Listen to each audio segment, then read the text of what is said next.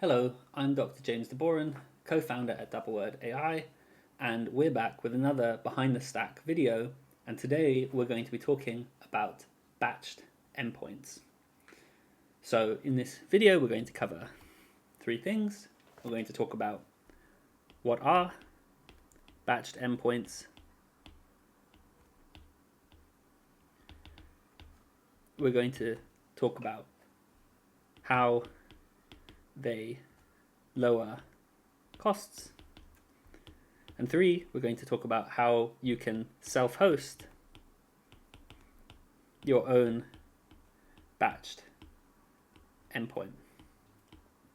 So let's start with one. What is a batched endpoint? So a batched endpoint are endpoints that have been provided at this point now by most language model API providers, which give you the option of trading off real-time performance of the models in exchange for cost. So typically the contract that they make with the user is that in exchange for waiting for up to 24 hours for your responses to come back, you get a 50% cost reduction. So if a language model usually costs, let's say, $1 per million tokens for input and $2 per million tokens for output. In a batched endpoint, the agreement will be something like you pay 50 cents per million input and $1 per million output, but the exchange, the trade-off, is that it might take up to 24 hours to get your response back.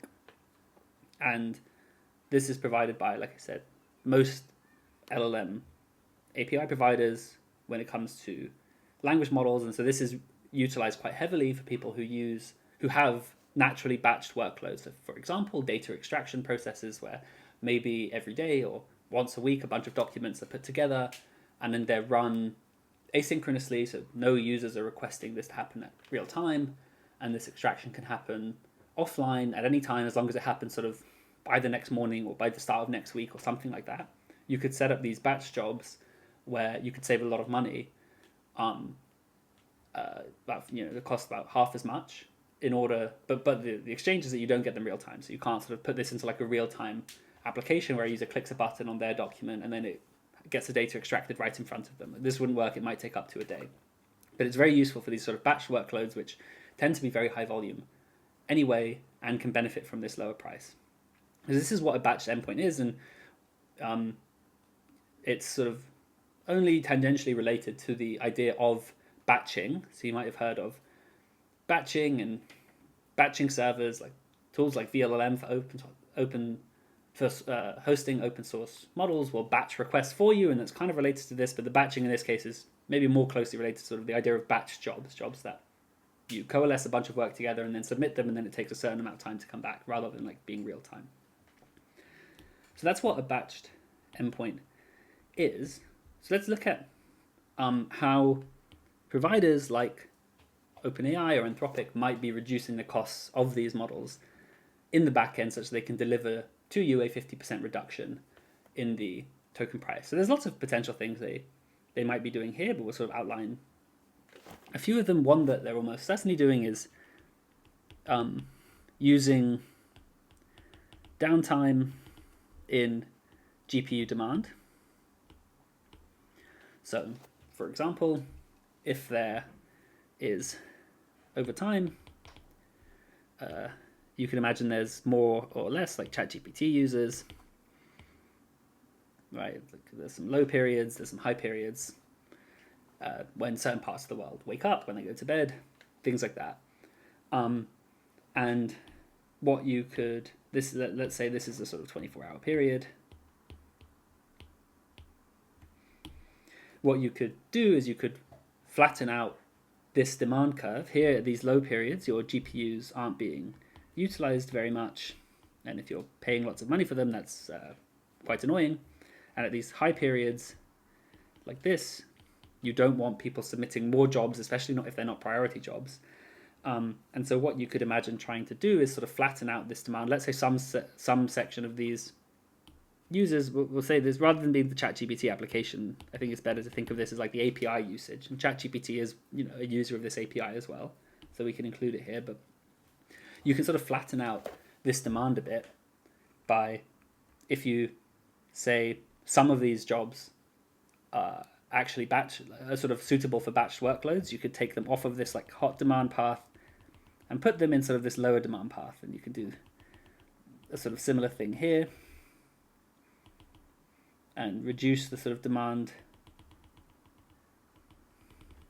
like that, and you end up with a picture like this where your peaks your peaks in demand are a bit lower and your troughs are a bit higher, because you're moving some of this real-time usage into this batched usage, and using the GPU low periods in order to satisfy this demand for these batched workloads.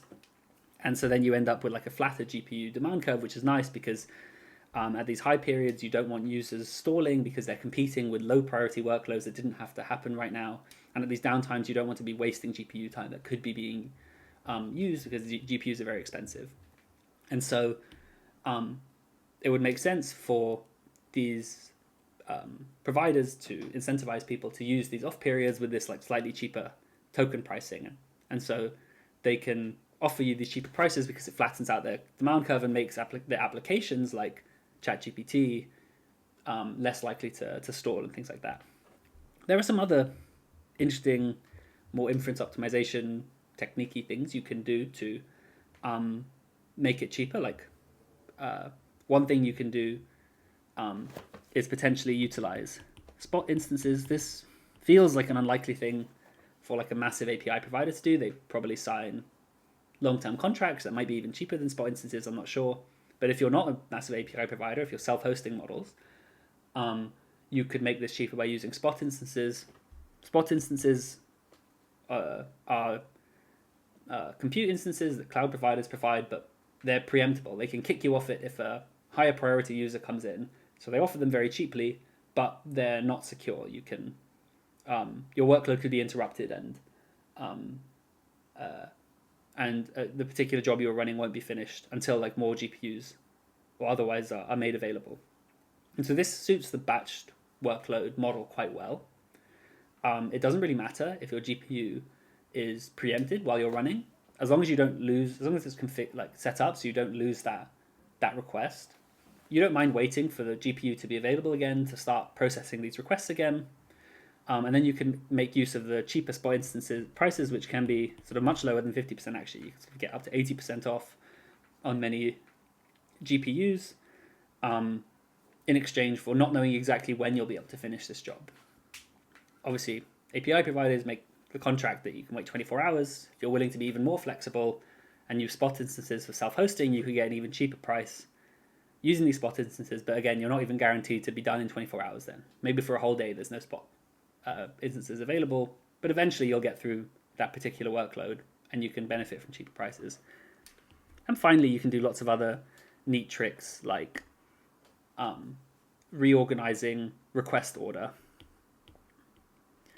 So if you have a bunch of batch requests and a bunch of them share a prefix, for example, we've spoken a lot in previous videos about prefix caching, reducing the amount of work that GPUs need to do by reusing the work of shared prefixes. If you find a bunch of requests, maybe from the same user with the same long prefix, you could reorder them so they're all run together at the same time, rather than being load balanced into different GPUs, and so you don't benefit from this sort of automatic prefix caching.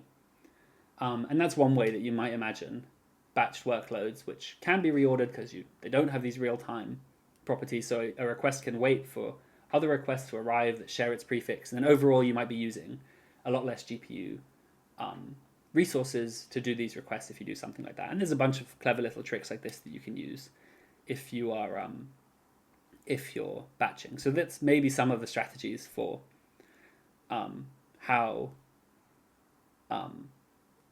API providers can deliver these batched endpoints cheaper than they can deliver real-time endpoints. So finally, moving on to the third point, which is if you're interested in self-hosting, and the Behind the Stack series is always focused on self-hosting, how can I get a similar experience to batch endpoints in my self-hosted setup compared to without having to go to these API providers who provide them automatically.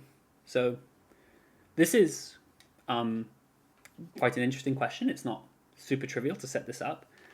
The first tool that we can make use of is inference engines like VLLM have a request priority. So they let you specify requests as having different levels of priority, and then once they're in the VLLM queuing system, they'll be reordered such that these requests, such that high priority requests get sorted first, and low priority requests can be preempted and rerun at a later time. This gives you a lot of what you need in order to deliver this batched API, and it will work to sort of flatten these GPU workloads and prioritize these real-time requests. So maybe you have like a single language model and you get real-time, maybe chatbot requests, but you also get asynchronous batch requests. Then if in this one you tag it with a low priority tag and this with a high priority tag, then certain inference engines will handle that for you and mean that this one doesn't queue behind asynchronous batch requests, for example. And so that's nice. However, what it doesn't do is it doesn't provide you with the sort of contract that the API providers do. So what it doesn't let you do is say this one has to complete within 24 hours. So if you want to get something like that, you need to be a bit cleverer than this. Because what you might do is have some sort of queuing service that sits in front of your language model, and real-time requests hit the model, batch requests maybe hit the queue, and the queue can forward them on as low priority requests, but keep a track of them here. So, it keeps like a track of your request ID. And if a low priority response hasn't been dealt with in 23 hours and 30 minutes, let's say, it can, because real-time requests have kept coming in and have never given the request the chance to be processed by the model, the queue can do something like send a cancellation request with the request ID. So it gets cancelled and then resent as a real-time request afterwards. And this way you get sort of nice configurable logic of being able to have user contracts like that, like says after 24 hours your response will be turned into a real-time request and handled immediately, so you're going to get your information back within 24 hours. And they can't make these contracts too complex for a general purpose audience, but if you're self-hosting this and you have sort of internal rules, you can actually make these very complex. You can imagine having like a real-time service, a similar batch service with a 24-hour contract, and this has some price associated to it. You can make the same thing. This is like the same price divided by 2, and then you can have a free service which has no promise. It might queue indefinitely, but it's even cheaper. Maybe it's 10 times as cheap. And you could have any sort of set of complicated things, any sort of complicated rules, and this queuing service can encode that logic. And that's sort of part of the benefits of self-hosting versus API providers, is that you can configure this sort of logic to match your business needs closer than they can. You could have these be different for different departments, for different seniority of users and things like that. And it's all sort of ultimately powered by the sort of priority feature that the language model inference engine needs to have, but you have some more infrastructure you need to build in order to deliver these sort of more complicated contracts on top of them. As well as that, if you're self-hosting, you can actually make use of the spot instances. Because it's a bit harder to have like a contract written on top of spot instances, you could imagine something like having a Spot language model service run in parallel to your other language model service. And initially, low priority requests don't get sent to your language model, they get sent to the Spot language model to run even cheaper than this. So maybe rather than being 2 times as cheap, this is actually 5 times as cheap, and that's actually 20 times as cheap. And then when it hits some sort of time period that the request hasn't been satisfied for, like 24 hours, it gets upgraded to a real-time request and sent to the always-on real-time language model, which now has much lower load and can support, in general, more real-time applications than it could if it was sharing it with batched workloads. This is a bit harder. This needs a bit more care in order to make sure that the Spot instance doesn't lose requests. Usually the queuing in an engine like VLLM will make sure you don't lose these requests. If it's in a Spot instance, you might lose these requests, so suddenly the queue has to become smarter, has to know when a request is complete and know how to resend it and things like that. It all becomes a bit more complicated, but this is, ultimately, you get the benefit of much lower costs if you can do this and design contracts that wouldn't be possible with API providers. So today, this is what we've covered. We've talked about batched endpoints, what they are and why you should use them. We've talked about some of the behind the scenes tips and tricks that might be happening with API providers or with when you self-host them, as to how they actually deliver lower costs. And then finally, we talked about what the rough architecture might look like if you hosted your own batched endpoint and wanted to design similar contracts, mostly utilizing sort of smarter queuing systems that understand these contracts and can tag requests depending on the contract logic. Thank you for watching, and we'll see you at the next episode.